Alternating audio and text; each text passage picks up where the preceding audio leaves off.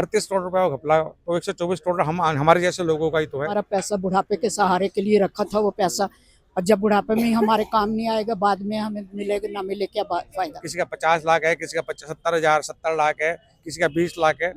मुझे अपनी बेटी की फीस देनी है, इन लोगों ने मुझे पैसा नहीं दिया। चेक बुक इशू कर दी थी जनवरी फरवरी में, और उसके बाद पैसा देने से मना कर दिया। कोऑपरेटिव बैंक को नहीं घपला धारक मानता, मैं रिजर्व बैंक को घपला धारक मानता हूँ। घपला कर भी लेंगे तो आरबीआई अपनी साख के लिए हमें बचाएगा और हमारे लिए लड़ेगा। 9,000 हमारे क्या कहते हैं खाता धारक हैं, उन 9,000 खाता धारक सब सड़कों पे हैं। अगर वो अपने आदमियों की पोल खोलते हैं तो आरबीआई की पूरी बदनामी होगी पूरे विश्व भर में। लेकिन रिजर्व बैंक ने तो उनको कह दिया कि 38 करोड़ का घपला है। लेकिन आरबीआई तानाशाही के तौर पे चल रही है। आरबीआई बिल्कुल एक तानाशाह हिटलर शाही के तौर पे काम कर रही है। ये आंदोलन 30 जून के बाद बहुत उग्र होगा। इसमें रिजर्व बैंक भी इन्वॉल्व है, अर्बन कोऑपरेटिव बैंक के लोग भी इन्वॉल्व है। हम आरबीआई से बार बार बोल रहे हैं, निवेदन कर रहे हैं कि आपके जो ऑडिटर्स थे, पूर्व में ऑडिटर जिन्होंने ऑडिट किया था ये पिछले 13 सालों में, और उन्होंने घोटाला नहीं पकड़ा, ये घपला नहीं पकड़ पाए, वो fake entries for the entries. क्योंकि रिजर्व बैंक की सहमति के बिना वह घपला हो ही नहीं सकता। बैंक हर साल में 2 बार ऑडिट करता है। तो 13 से सन 2013 से यहाँ पे रिजर्व बैंक का जो कहना है कि सन 2013 से वहाँ पे घपला है। कोऑपरेटिव बैंक है, इसमें आप कह रहे हैं कि आप लोगों का पैसा फंस गया है, पूरा पैसा बताइए। ऐसा है, 10 फरवरी को रिजर्व बैंक द्वारा अर्बन कोऑपरेटिव बैंक में एक नोटिस छपा करा गया कि आप कोई भी लेन देन नहीं करेंगे अपने कस्टमर के साथ। हम लोग वहाँ खाता धारक हैं।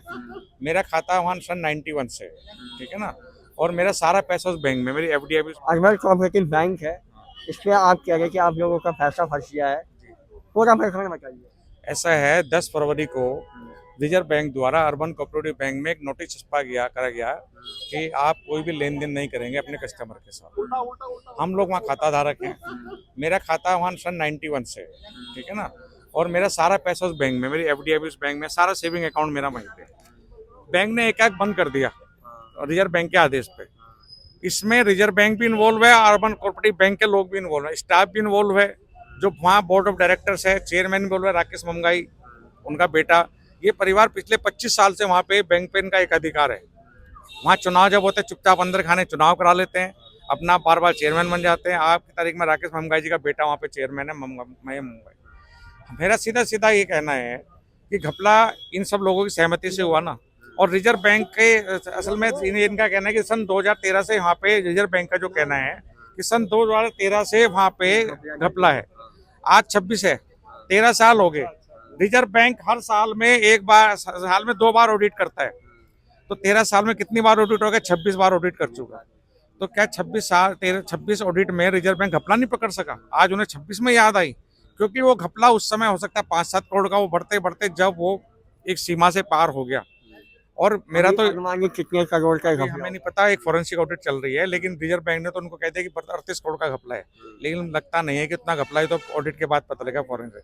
और मेरा तो सीधा सा मामला है कि इस बार भी वो घपला इसलिए खुल गया कि रिजर्व बैंक का जो भी ऑडिटर वहाँ आया, वो बैंक से कुछ मांग कर रहा होगा, और वो लेन देन उनका स्पष्ट क्लियर नहीं हो पाया। हो सकता है डिमांड ज्यादा हो, तो उन्होंने लेन देन नहीं हो तो उन्होंने उसको घपला साबित करके और बैंक पे लेन देन में बंद कर दी, चस्पा कर दिया, नोटिस लगा दिया। सीधा आरोप है रिजर्व बैंक का ही। मैं अर्बन कोऑपरेटिव बैंक को नहीं घपला धारक मानता, मैं रिजर्व बैंक को घपला धारक मानता हूँ।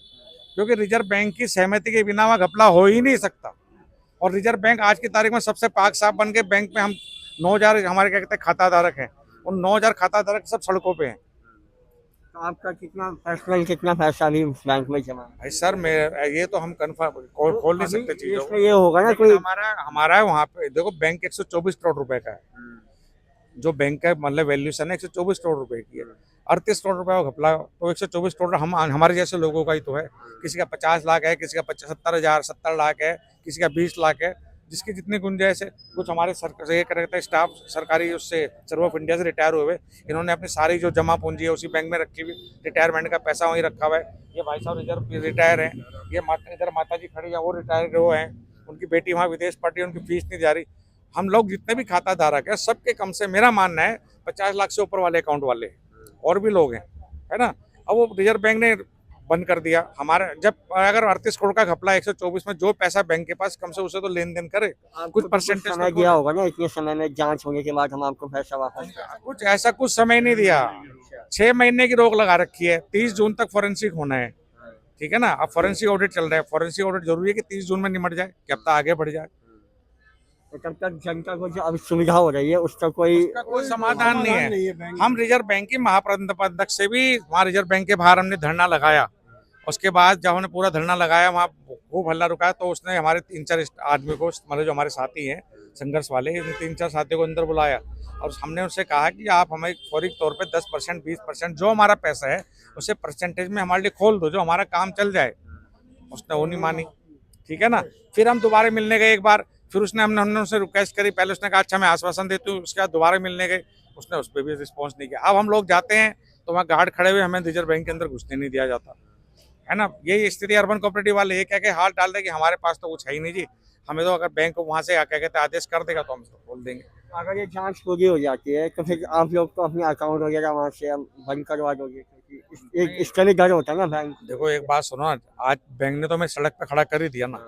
अभी तो बैंक कब खुलेगा, अभी तो हमें यही नहीं है ना। हमारे पे कोई आश्वासन है ना, सरकार कोई आश्वासन दे रही, ना डीएम के यहाँ से कोई आश्वासन मिल रहा, ना रिजर्व बैंक कोई आश्वासन दे रहा। अभी तो हम फॉरेंसिक ऑडिट उन्होंने 30 जून तक का बोला, हम 30 जून तक के सफर कर रहे हैं कि सदा फॉरेंसिक हो जाए और बेसिक। उसके बाद हमारा नेक्स्ट स्टेप क्या होगा, ये आंदोलन 30 जून के बाद बहुत उग्र होगा। 30 जून तक हम भी इसलिए हैं कि जब तक कोई ऑन द रिकॉर्ड कोई चीज़ नहीं है हमारे पास, ना उनके पास है, तो हमने इसको उग्र कर भी दिया था। लेकिन हमने फिर ऑन रिक्वेस्ट, है ना, सब चीज़ें मैनेज कर दी, तो चलो हमने एक पेशेंस रख लिया कि चलो जब हम 30 जून में ज़्यादा दिन रह गए, ये क्लियर हो जाएगा।